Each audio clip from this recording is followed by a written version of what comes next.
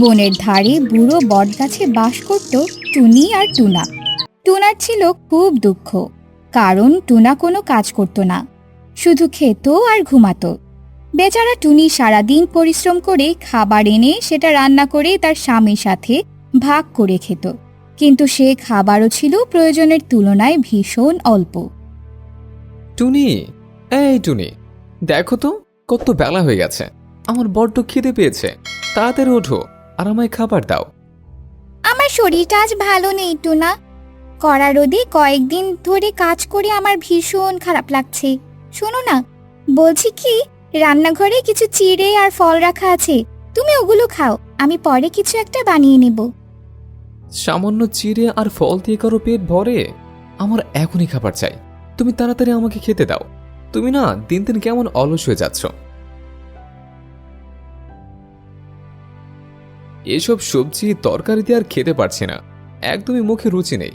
একটু মাছ ভাজা পেলে জমিয়ে খেতাম। এই টুনি, শোনো না, আজ কাজ থেকে ফেরার পথে মাছ নিয়ে আসবে, কেমন? তুমি কি গো, সারাদিন খাও আর ঘুমাও, এভাবে তুমি অসুস্থ হয়ে পড়বে। তাছাড়া তুমি কেমন বলো তো, খেয়ে না খেয়ে দিন পার করলাম, তাতে তোমার কোনো খেয়ালই নেই। এত কথা কিসের? আমার এত কথা একদম ভালো লাগে না, জানো না?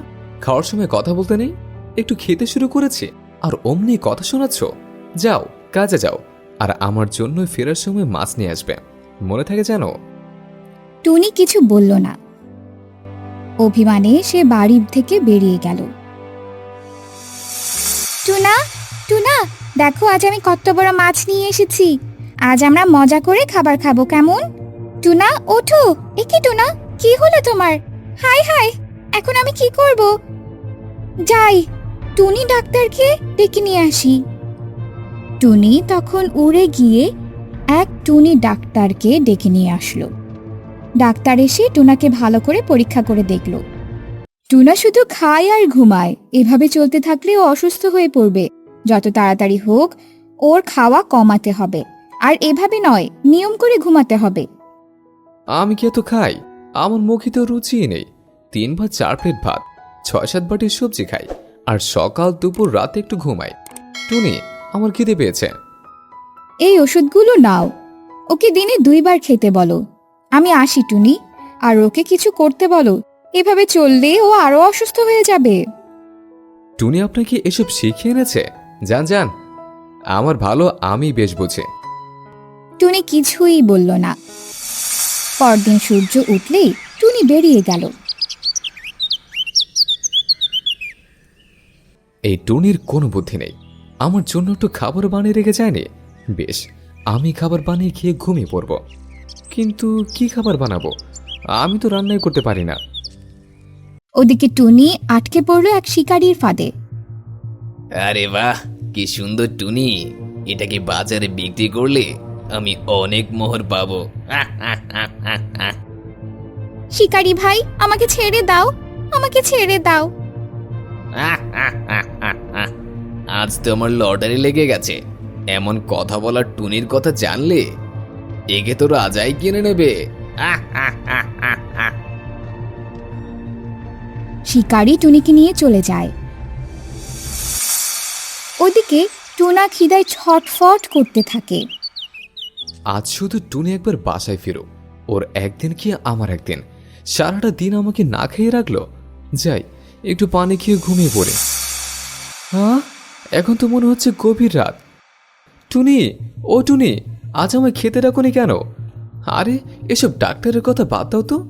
এ কি টুনি, টুনি এখনো ঘরে ফেরেনি? ও কি তবে বনের মধ্যে পথ হারালো? কিন্তু এটা তোর চেনা বন, কোথায় গেল টুনি?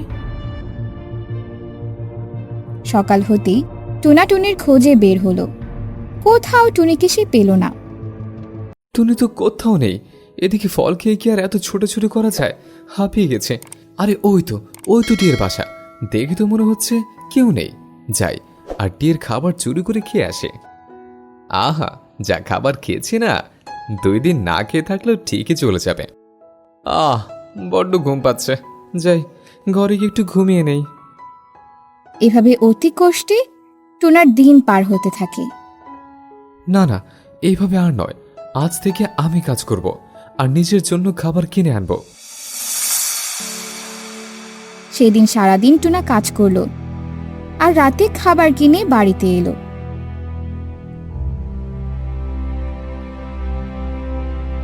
সারা দিন অনেক কষ্ট হয়েছে। বাঘের পুকুরের মাছ পাহারা দেওয়া কি কম কথা?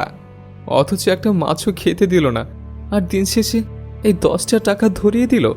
টুনি অনেক পরিশ্রম করত, আমি সেটা বুঝিনি। তখন সেখানে এলো টুনি। টুনা, এতদিন তোমার নিশ্চয়ই অনেক কষ্ট হয়েছে। তুমি এতদিন কোথায় ছিলে? শিকারী বেশি দামের আশায় আমাকে বন্দি করে রেখেছিল, আজ সুযোগ বুঝে পালিয়ে এসেছি।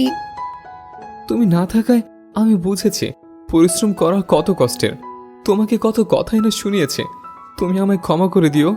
আমি আজ থেকে পরিমিত খাবার খাবো, ঠিক করে ঘুমাবো, আর তোমার সাথেই কাজ করব। ঠিক আছে টুনা, তোমার কথায় আমি অনেক খুশি হয়েছি।